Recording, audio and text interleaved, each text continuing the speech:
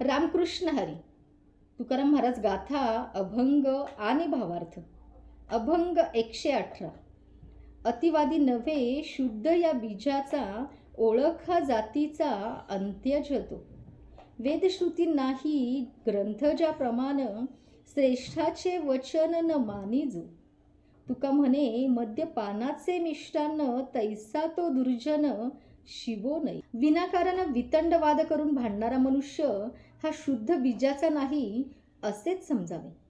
कारण त्याला वेदांचे किंवा श्रुतींचे वचन मान्य नसते.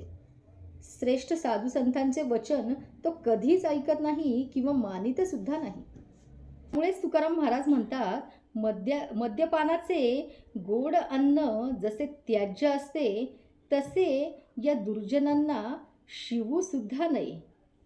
पांडुरंग पांडुरंग.